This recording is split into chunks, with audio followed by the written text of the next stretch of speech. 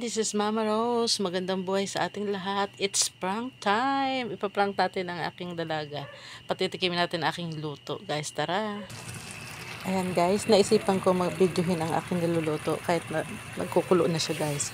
Ayan, wala kasi akong naisip gawin. Ayan, yan guys yung aking mahiwagang kawali. Lagi ko siyang ginagamit sa ako nagluluto kasi ayan, nahawakan ko ang handle niya, hindi nag-iinit. Super ka lang ako guys nagluto. Ayan. Ayan, papatikim natin sa aking dalaga patas kung ang luto na aking ginagawa yan.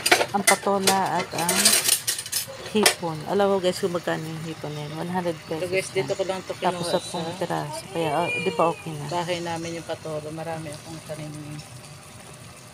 Ayan. Favorite ko itong favorite ko itong kawali na lutuan kasi nahawakan ko yung handle nito. Kaya ayan.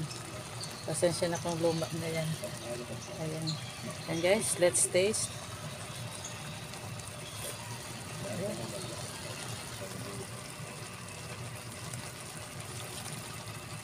Ayan,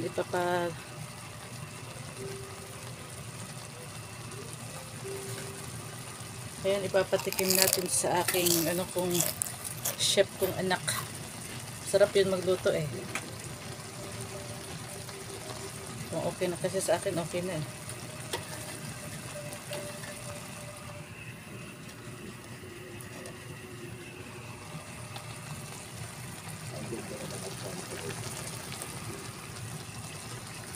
Sa super ka lang ako nagluto guys.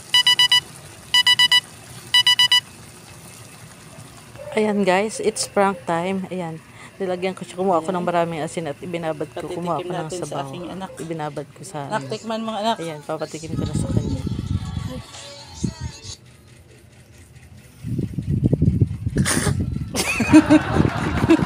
Ang lasa. Oh, hindi niya probe. Ang lasa.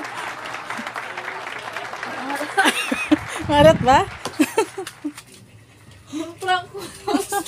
Nahuli. Ayan, luto na ito guys. Maalat daw yung luto ko.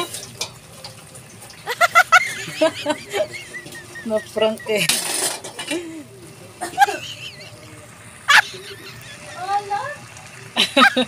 Na-prank si Angela eh. Puro asin kasi yan guys. Oh. Hi! Hello! May horse dito kay Lolo yan. Meron ba doon isa? O, ayun o. Nakita mo yon? Hindi mo nakita. Ang ganda niya! Ayan, prank ko ang para siya si Petrong Kabayo. Prank din yan sa Angela.